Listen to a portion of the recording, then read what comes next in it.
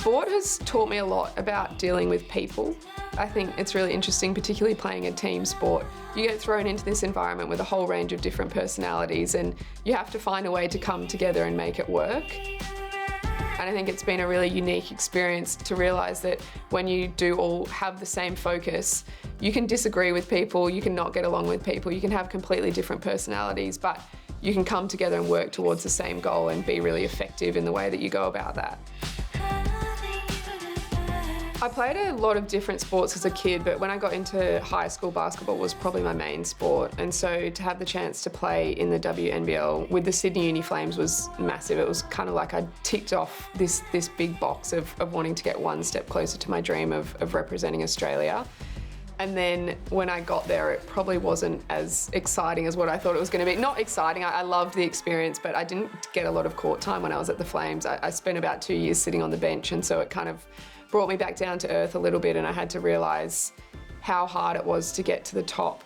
So I went onto Google. I went home and I typed into Google list of Olympic sports, and then I saw that rugby sevens was going to be in the Olympics for the very first time in Rio in 2016. And I'd grown up in a rugby family. I used to go down to my local footy field down at Rat Park and watch my brothers play on the hill. So I had an understanding of it, but actually learning how to tackle and learning how to form a ruck were such foreign ideas. And to be a part of a group like that was so dedicated and so committed to achieving this dream of winning an Olympic gold medal is something I don't think I'll ever experience again in my life.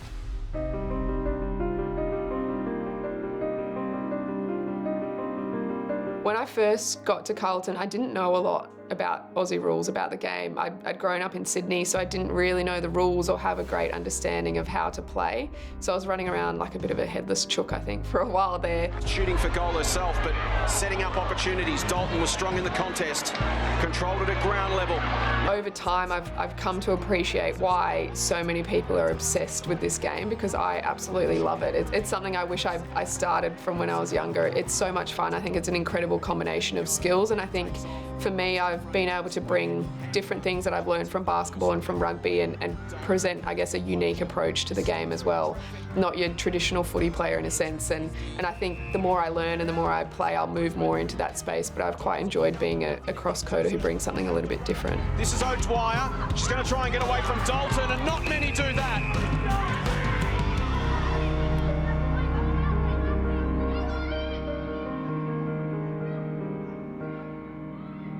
4 weeks out from Tokyo Olympics, we were playing up in Townsville, and my teammate and I came from opposite directions and tried to tackle the same person, and the top of her head went into my cheekbone. I think I fractured it in about 4 places and had to go in and have surgery to have 3 plates put into my face. And so I was stuck in a hospital room for about 5 or 6 days and got delivered the news that I was going to be missing the Olympics, and it was just devastating. I'll never forget that conversation when the head coach, John Manenti, came to visit and tell me the news, and I think it just was tough. I had to come back into another lockdown and sit on the couch and watch my teammates compete over in Tokyo.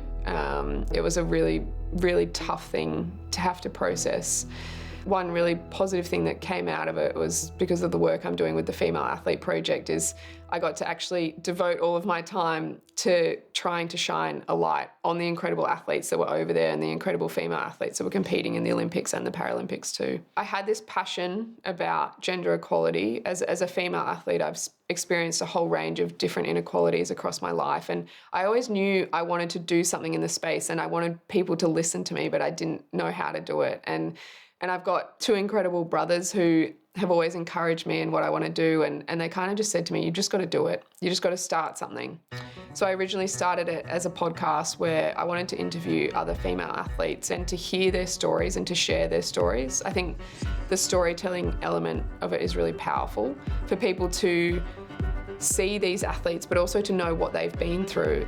And so we've kind of grown it into more than just a podcast, and particularly in the social media space, we're trying to give people really easy access to information about the incredible things that female athletes are achieving on a daily basis.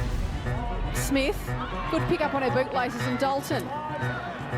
Seen her Jets, decides to put them on. One bounce, That's the second. I've had the opportunity to be a full-time athlete with Rugby Sevens, and I've now gone back to being a part-time athlete with AFLW.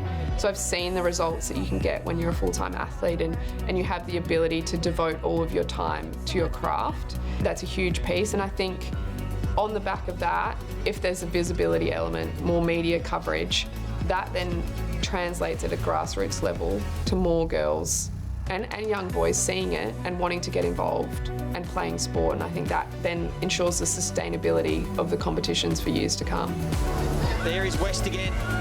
Well done, Chloe Dalton. Well, she does that for a living. Nails tackles.